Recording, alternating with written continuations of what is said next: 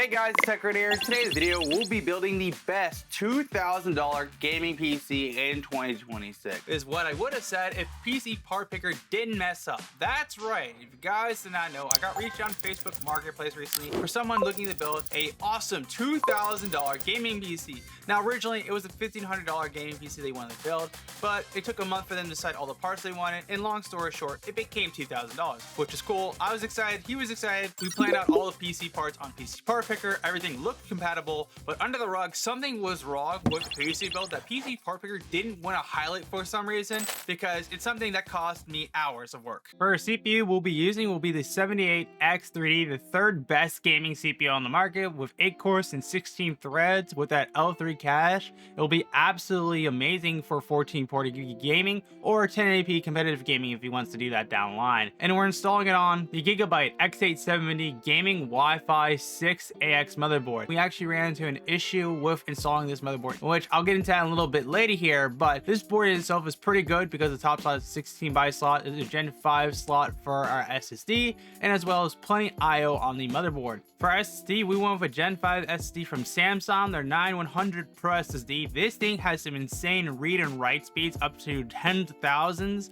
So yeah, this thing is gonna be blazing fast for a boot drive and also just for a game drive, especially for the game shaders, because shaders nowadays are very painful. So this thing with its random reads and write will be more than enough to easily get through them. And the good thing about this motherboard, it has an easy latch mechanism, so there's no screws involved. So we just pull a little lever down, install our SSD, then put the shield back on by removing the plastic first. Don't forget to do that, and then we can easily install our SSD. I love it when they have the easy latch. It's so nice. Now for our RAM, we went with the Corsair Vengeance 32GB kit at 6000 MHz, which will be more than enough for our PC to actually game and do some other stuff on the side for his other activities, whether that be watching anime or browsing the web. So yeah, 16GB is like okay, 32GB is what I'd recommend at minimum. Now for the PC case, we got the Lian 011 Dynamic Mini V2 with no fans, because there's two versions of this case. You can buy one version with fans and another version without fans. I did a whole review video on this case itself on my channel, so if you want that video, it'll be linked down below. But the big thing with it is, the reason why we didn't pick this version is because the customer bought some fans addition to it, which is 3-pack of the Prism 6 Max X3, which are three 120mm fans.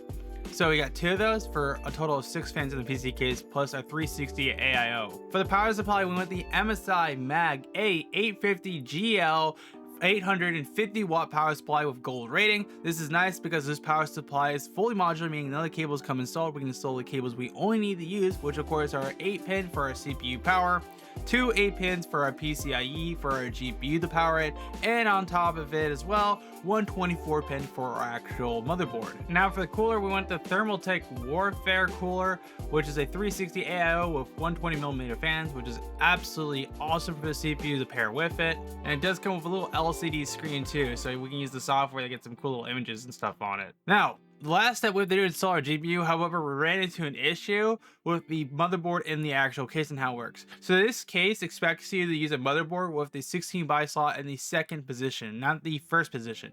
So we had an issue where we installed the GPU, but it was bouncing off the side of the case because it wouldn't go in because there's no slip for the actual tubes, which you can see here. So what we did was kind of a jank fix with the customer's approval and actually cut off a bit of the rim to the slot, because originally given 2 options. We can either swap out the motherboard, it'll take another day to build the PC, or we can just cut that small bit off, and he chose the latter. So I told him if he ever does want to upgrade his PC in the future, we'll do that for absolute free. This is why this PC build video is not a guide video, because there was a lot of things that went wrong with this build, because PC Part Picker said, oh, this motherboard, this case would work, but they didn't mention the fact it had to be vertical mounted, because you can do that with this case.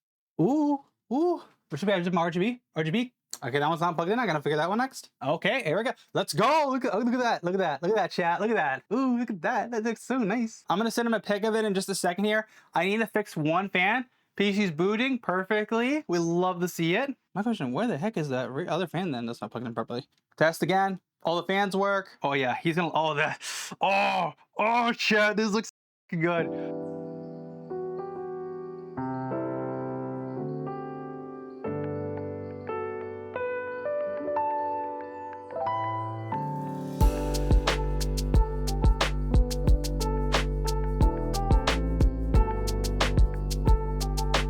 So the PC turned out absolutely amazing. I think the person I'm building this PC for is going to absolutely love it when they receive it.